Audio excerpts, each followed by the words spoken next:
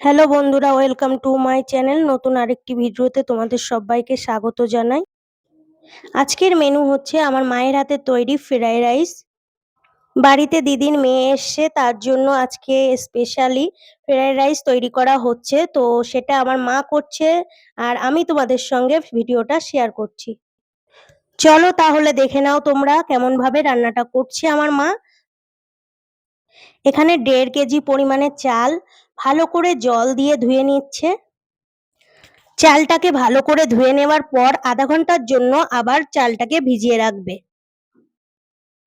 তোমরা তো জানোই আমি শারীরিকভাবে অসুস্থ, তার জন্য তেমন ভাবে কোনো কাজ করতে পারি না। যতটুকু পারছি মাকে সাহায্য করছি আর তোমাদের সঙ্গে ভিডিওটা শেয়ার করছি।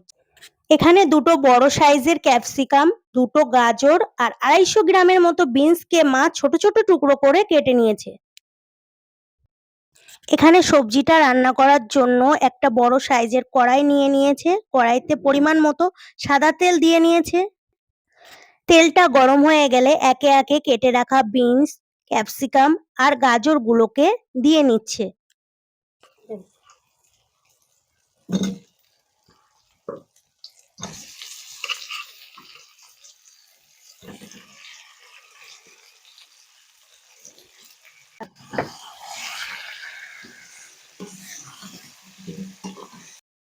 এবার ভেজে রাখা সবজিগুলোর মধ্যে পরিমাণ মতো লবণ দিয়ে নিয়েছে।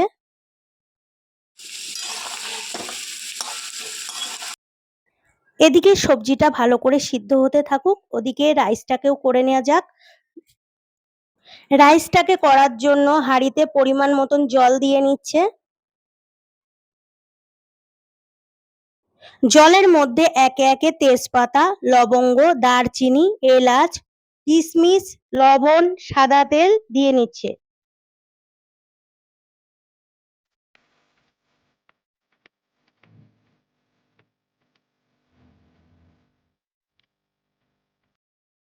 এদিকে জলটা গরম হতে থাকুক। চলো আবারও দেখে আসা যাক সবজিটা কতদূর সিদ্ধ হয়েছে। সবজিটা মোটামুটি ভালো সিদ্ধ হয়ে গেছে। এবার পরিমাণ মতো চিনি দিয়ে নিচ্ছে। এখানে আমি চিনির পরিমাণটা বললাম না, তোমরা যে যেমন মিষ্টি পছন্দ করো তেমন পরিমাণে চিনিটা দিয়ে নেবে। এখন সবজিগুলোর মধ্যে পরিমাণ মতো ঘি দিয়ে নিচ্ছে। সবজিটা পুরোপুরি রেডি হয়ে গেছে। এদিকে আমাদের রাইসের জন্য জলটাও ফুটে উঠেছে। এবার ধুয়ে রাখা চালগুলোকে দিয়ে নিচ্ছে।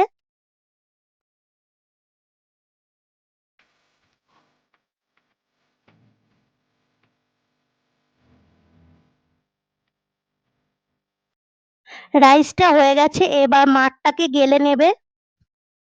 এখানে রাইসটাকে খুব একটা নরম করা যাবে না, একটু শক্ত থাকা অবস্থাতেই নামিয়ে নিতে হবে। রাইসের মাঠটা গেলে নেওয়া হয়ে গেছে। এখন রাইসের সঙ্গে সবজিগুলোকে মিশিয়ে নিচ্ছে।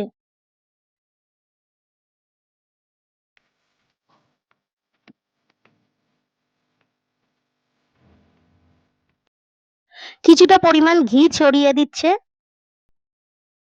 রাইসটার সঙ্গে খুব ভালো করে সবজিগুলোকে মিক্স করে নিচ্ছে।